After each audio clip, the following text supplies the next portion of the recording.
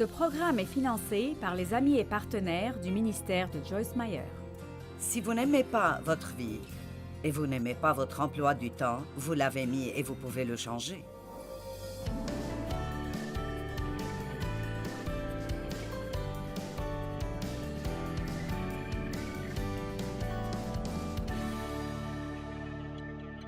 La gestion de la colère. Eh bien, je ne peux pas imaginer que quelqu'un d'entre vous ait un problème avec la colère, mais... J'en avais un pour longtemps et... Je pense que souvent, nous ne savons même pas contre quoi nous sommes en colère et ce que nous pensons être en colère contre n'est pas la vraie raison. Et donc, pour les 2 sessions suivantes, nous allons essayer de déchiffrer cela et aller à la cause du problème et découvrir la racine de ce mauvais fruit et demander à Dieu de les arracher. Amen.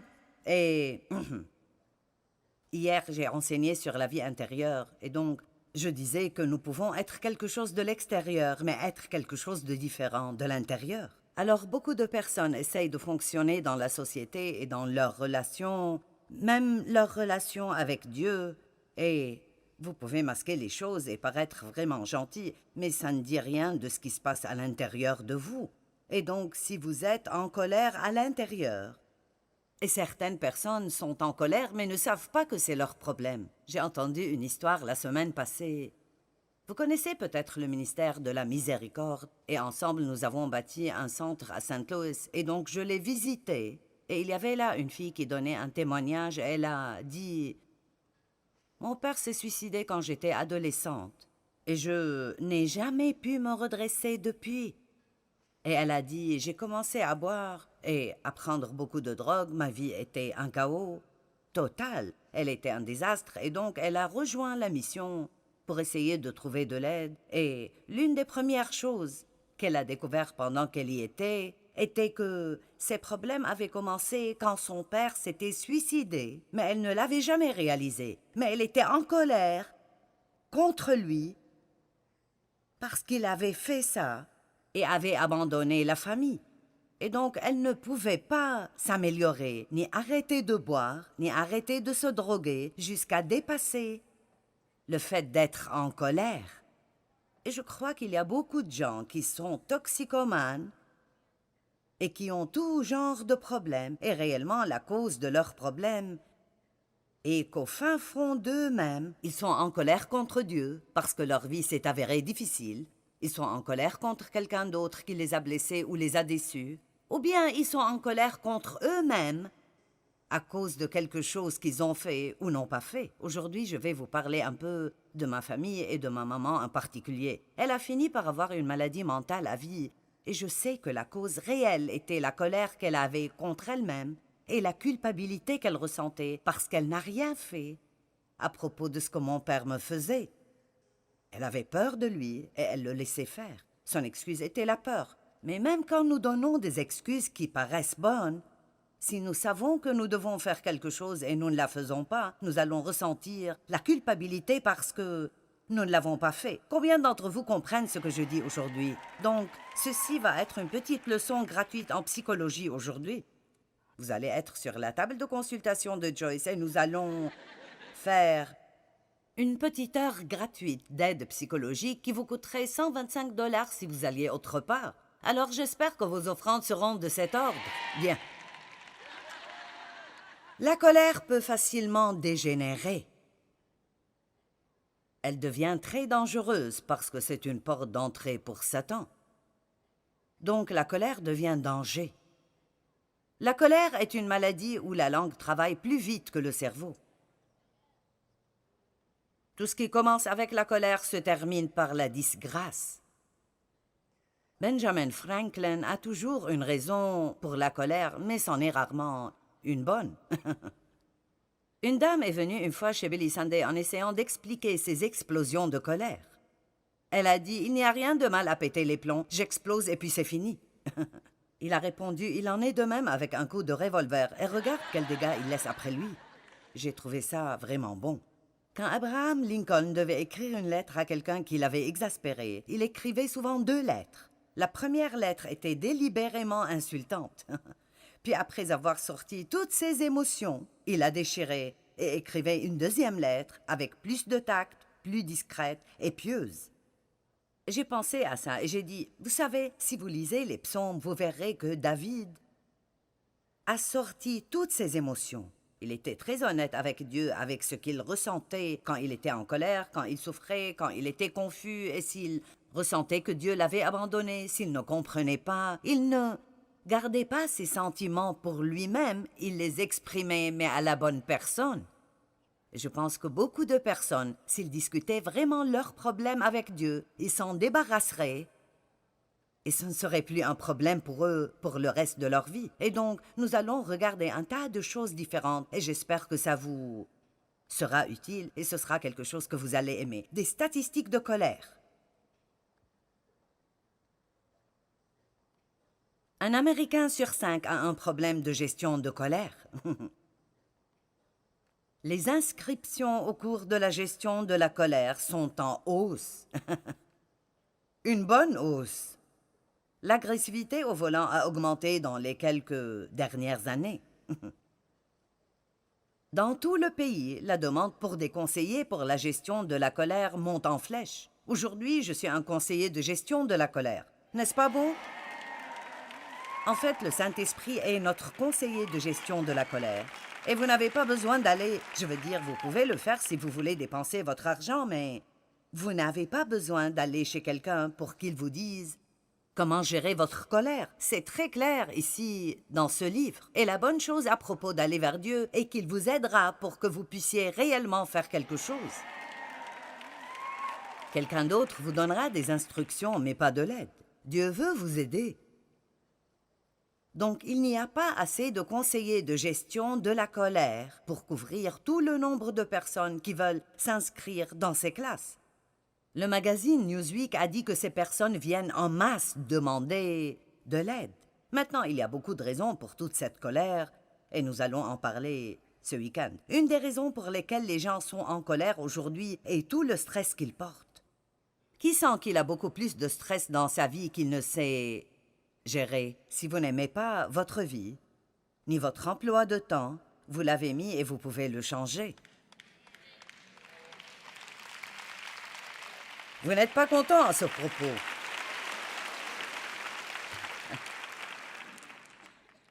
Aide-moi, Jésus. Pour être libre de quelque chose, vous devez confronter la vérité.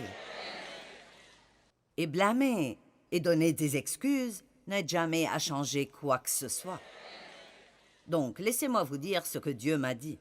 Si tu n'aimes pas ton emploi de temps, change-le. C'est toi qui l'as mis. Je ne sais pas si c'est particulier à Houston ou pas, mais je me trouve obligée de dire les choses 3 fois avant de me faire comprendre. En fait, je dois faire ça partout. Nous pensons que nous sommes obligés de faire ces choses, et puis nous nous mettons en colère contre toutes ces personnes qui, selon nous, nous obligent à faire les choses. Mais la réalité est que personne ne nous empêche de dire non.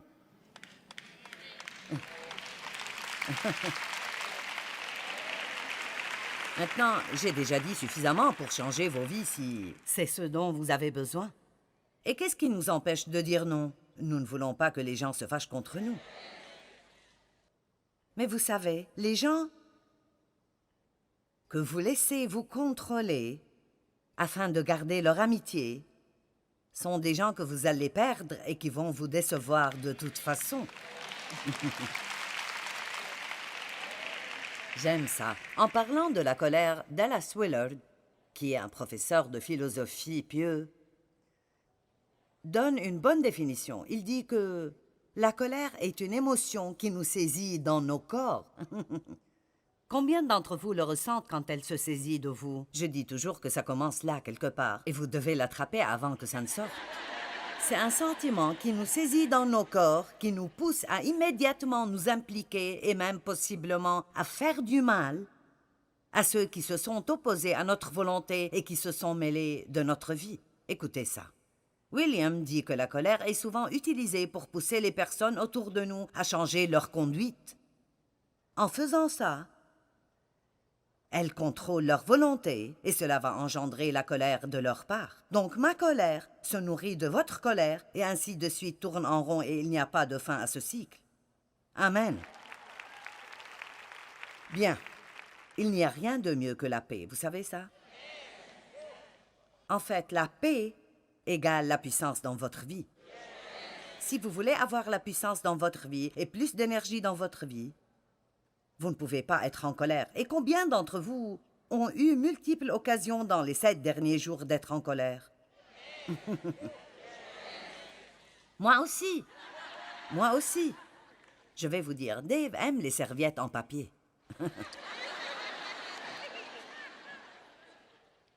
D'abord, il aime les serviettes en papier. Il veut essuyer la vaisselle avec les serviettes en papier.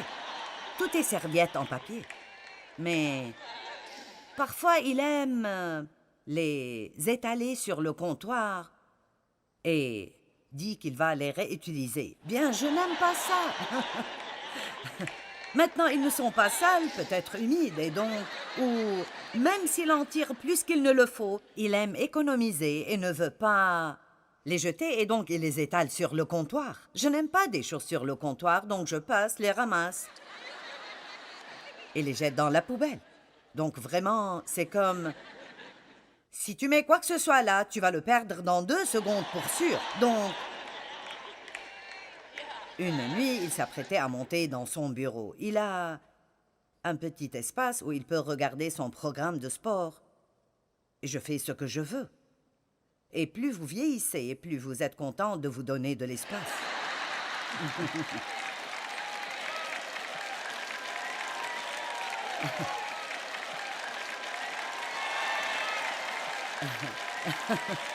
Je ne sais pas, vous les gars, vous aimez ça un peu trop.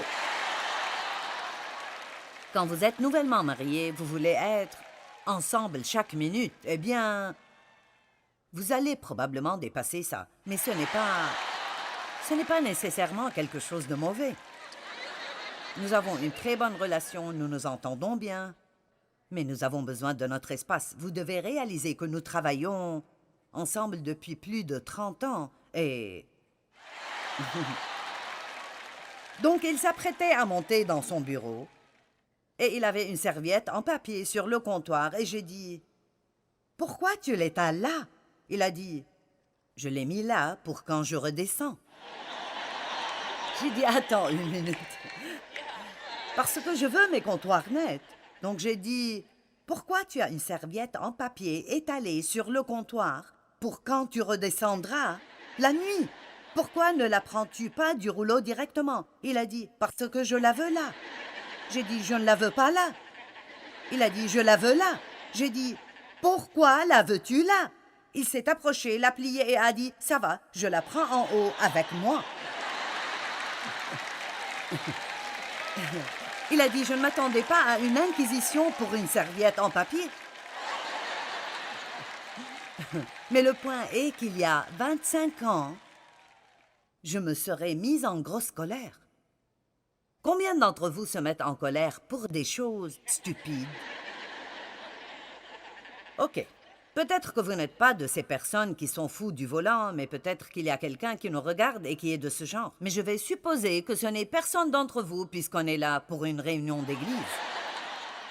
Mais peut-être que vous êtes toujours coupable de vous mettre en colère contre ce que la Bible appelle des bagatelles, des controverses stupides qui n'édifient personne pour des questions d'ignorance. Et si vous pensez que ce n'est pas dans la Bible, lisez 2 Timothée 2, 23. Quand je pense, et je veux que vous y pensiez sérieusement, quand je pense à combien de jours et d'années de ma vie j'ai perdu à être en colère pour des choses qui n'ont pas vraiment d'importance, en essayant de contrôler des personnes que je ne pourrai jamais contrôler. Savez-vous que faire tourner l'univers est une chose difficile? Je veux dire, ça va vous aplatir. La colère, d'après le dictionnaire grec Vine, dit « La colère est la plus forte des passions. » C'est l'indignation, la vengeance et la fureur. La colère commence avec un sentiment et peut, ce n'est pas obligatoire, et peut progresser pour se manifester en parole ou action. Et je ne rigolais pas quand je disais que vous pouviez ressentir la colère. Elle commence quelque part ici, dans les profondeurs de notre âme, et vous pouvez en fait la sentir grandir et monter, monter, et vous pouvez faire quelque chose à son propos avant qu'elle n'arrive à votre bouche. Parce que quand nous commençons à lui ajouter des paroles, ça devient pire et pire et pire. Et d'habitude, nous avons des paroles qui nous reviennent, et maintenant nous sommes dans une conversation enflammée, et c'est là que les gens font des choses et disent des choses que plus tard ils souhaiteraient vraiment de tout leur cœur ne pas avoir dit ou fait. Amen. Donc j'ai dit que ça peut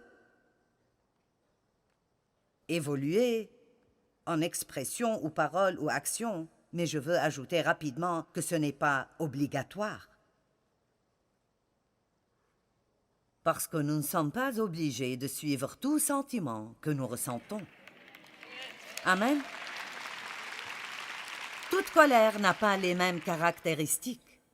Un genre est caractérisé par une explosion de colère qui s'éteint rapidement. Vous êtes au marché et quelqu'un vous rentre dedans avec son chariot et... Vous vous contrôlez, vous savez que c'était un accident et ça se termine rapidement. Un autre genre est une attitude mentale bien installée, fréquemment en vue de prendre revanche. Maintenant, ce genre peut prendre racine en vous ou en moi parce que nous pensons encore et encore et encore et encore et encore à ce que quelqu'un nous a fait. Et vous savez, plus nous pensons à quelque chose, plus il devient disproportionné, jusqu'à ce que soudainement cette chose qui n'avait pas vraiment besoin d'être tellement grande devient cette énorme montagne dans notre vie et peut devenir un facteur contrôlant dans notre vie. Je vais vous dire ce que j'ai décidé et ça marche bien pour moi. Je n'ai plus beaucoup d'années devant moi et je ne vais pas en perdre une de plus en étant en colère. Peut-être que quand vous avez 20 ans, vous sentez que vous avez beaucoup de temps à perdre en étant en colère, mais quand vous arrivez à l'âge que j'ai atteint maintenant, quand vous y arrivez, vous sentez que vous n'avez plus beaucoup de temps à perdre. Donc, je vais vous demander aujourd'hui de confronter cette émotion de colère. Laissez Dieu vous aider à traiter cette émotion, non seulement pour vous débarrasser de cette colère refoulée que vous avez en vous à cause de choses anciennes, mais apprendre que nous vivons dans une société violente et coléreuse et que nous sommes dans le monde, mais pas du monde, et nous devons être un exemple pour les autres et non pas agir tout à fait comme ils le font. Ne mettez pas un autocollant chrétien sur votre voiture.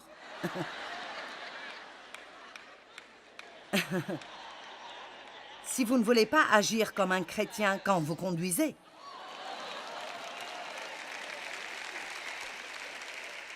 Amen. Et puis, il y a une sorte de colère qui nous pousse à agir. En d'autres termes, la personne en colère sort sa colère verbalement ou physiquement. La colère peut se manifester par des cris, des coups, détruire, jeter des affaires, faire du mal à la personne qui nous met en colère, critiquer, nous retirer. C'était ma favorite. Si j'étais en colère, je ne rentre pas dans la même chambre que toi.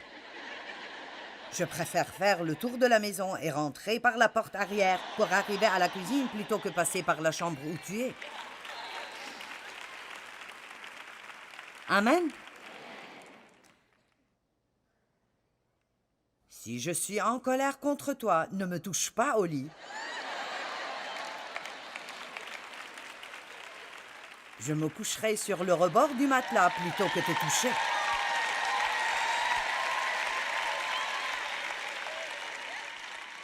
Je ne te demanderai pas de faire quoi que ce soit pour moi. Mais vraiment, à qui faisons-nous le mal? Il avait la couverture et moi j'avais froid toute la nuit. Il avait la télé et moi j'étais dans une autre chambre à bouder ou à la salle de bain à pleurer. c'est vraiment stupide si vous y pensez vraiment. Et vous savez, ça a l'air rigolo, mais j'aimerais vraiment que vous y pensiez sérieusement. Parce que je vous le dis, la colère fait tellement de tort dans la vie des gens et endommage vraiment leur santé. Je pourrais demander au docteur Paul de vous dire ce que la colère fait à votre santé et il pourrait vous dire que ce n'est pas sain d'être en colère. Ça prend beaucoup d'énergie d'avoir une crise de colère et d'essayer de la calmer. Vous savez ce que sont les crises? Parfois, la colère nous mène à ridiculiser ou humilier une autre personne, les taquiner de façon à les diminuer. Et vous savez, parfois nous sommes en colère contre quelqu'un et nous avons un ressentiment bien ancré. Et donc, nous faisons ce que la Bible appelle des plaisanteries grossières, où nous disons des choses négatives, des choses insultantes, mais sous l'apparence d'une plaisanterie.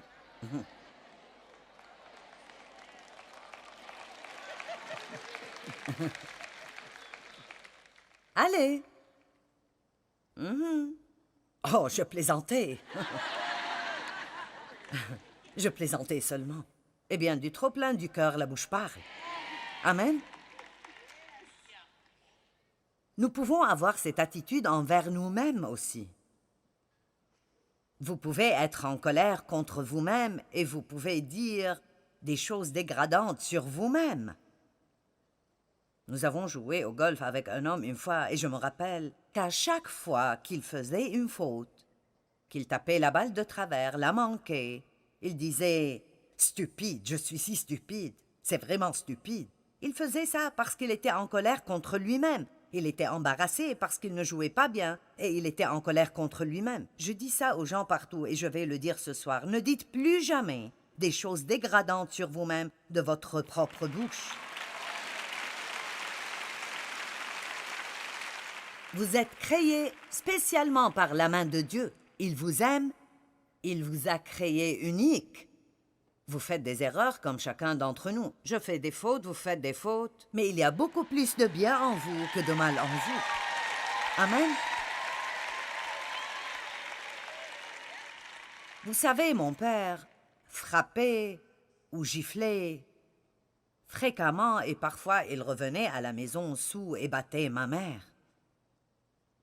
Il aimait crier, hurler et vous mettre le poing à la figure comme s'il allait vous frapper et je détestais ça. Je détestais ça. Et même maintenant, je ne réagis pas très bien si quelqu'un menace du poing parce que ça me rappelle mon père faisant cela tout le temps. Et donc, vraiment, même si quelqu'un me taquine, je ne veux pas les voir. Et mon père était si méchant. Mais son problème était qu'il était en colère contre lui-même. Il savait qu'il agissait mal. Il savait qu'il faisait des tas de choses mauvaises. Mais au lieu d'assumer la responsabilité de ses actes et de rechercher de l'aide, il blâmait toutes les autres personnes dans le monde. Il y avait toujours quelque chose qui n'allait pas avec chaque personne, et si vous traitez maintenant avec quelqu'un dans votre vie qui recherche la petite bête dans chaque personne, alors très probablement, il y a un problème de culpabilité à l'intérieur d'eux à propos de quelque chose qu'ils ont fait. Et au lieu d'y faire face, ils jettent leur colère sur quelqu'un d'autre.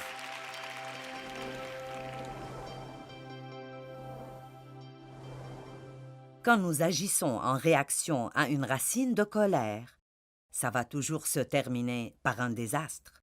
La Bible nous enseigne qu'on ne doit pas rester en colère. Nous nous mettons tous en colère de temps à autre, mais nous pouvons apprendre comment gérer et contrôler cette colère. Si nous ne faisons pas ça, nous allons avoir beaucoup de problèmes et donc je veux vous encourager à rechercher Dieu pour qu'il vous aide et vous fortifie dans ce domaine.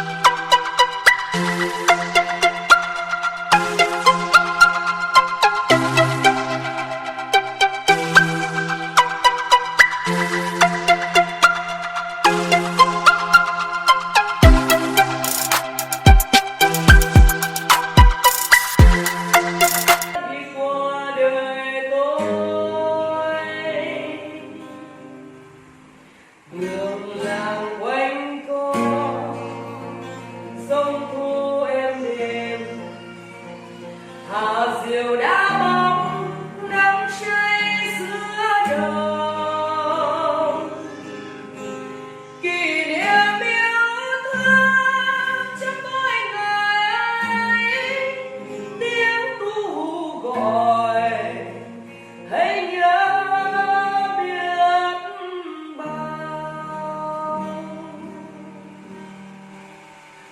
tôi xa quê bao năm tháng qua nhưng trong trái tim không bao giờ xa lời mẹ ru con hiu hiu chưa hè mùa lụt nước lũ bắt cá giữa đường biết